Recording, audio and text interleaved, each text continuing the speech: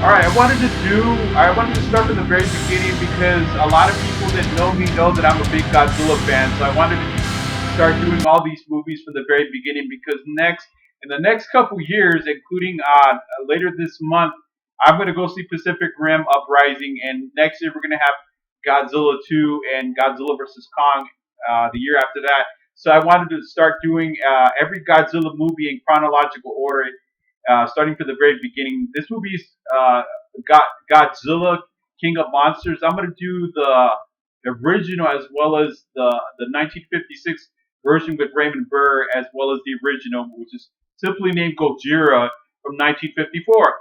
Okay, this movie is directed by Inhiroshi Honda, a legendary director for Toho, as well as special effects wizard Ijai Tsuburaya, who also went on and did such stuff as Ultraman, a lot of different Toho, and Ijai Tsuburaya started his own company and do other stuff like that. So this movie takes place in post World War II Japan, the bombing of Hiroshima, where there's a lot of fear. There was a lot of fear at that time. There was a fear of nuclear, still fear of the.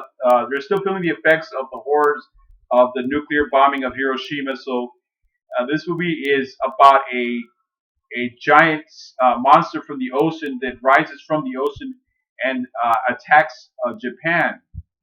So, and this is the one. This is the one that a lot of people love. I like this movie. I kind of prefer a little bit of the later ones though, because I mean, this movie's like 60, 65 years old. So, uh, I kind of prefer the other ones. But this movie is the one that started it all. So Godzilla is just basically a metaphor for the nuclear bomb. So he rises out of the ocean and starts destroying Japan. So in the original 1954 classic, Godzilla, he's not nice on this movie. He's not the friend of children. He's not the protector of humanity. He is an evil, dark reminder of what war does, or a nuclear, uh, what nuclear bombs do to people, and the type of the trauma that they cause.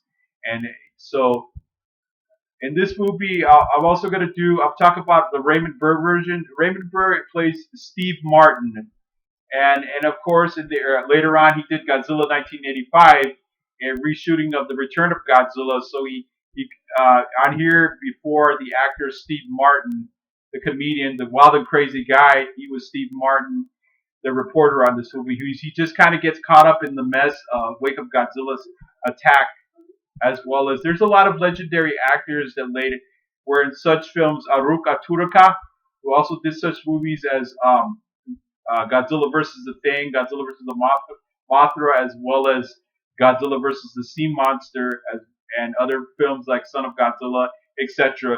So there's a lot of really staple actors that would come on in later Toho films. And I just want to kind of point out a little bit about like the how Godzilla came to be. There's actually a legend or myth that there was a guy working in Toho at the time was a hulking guy, and that Godzilla was actually kind of like in the beginning, kind of like a joke about the guy's size. He was just this big hulking looking guy, and they decided in the beginning they were unsure what they wanted Godzilla to look like, so they decided he was going to be a cross between a dinosaur and a nuclear mutation. So in the beginning, what actually Godzilla means, or Gojira means, is it's kind of like a metaphor for a gorilla and a whale, a sea creature. So this movie is definitely probably one of the most widely watched movies. If you want to, I mean, if you want to start, like if you've never seen Godzilla, if you want to see a movie like this in the beginning and in its beginning stages, it's not really tongue in cheek. It's not aimed at children. It's not a lighthearted. It is dark. It's foreboding. So Godzilla is on this movie.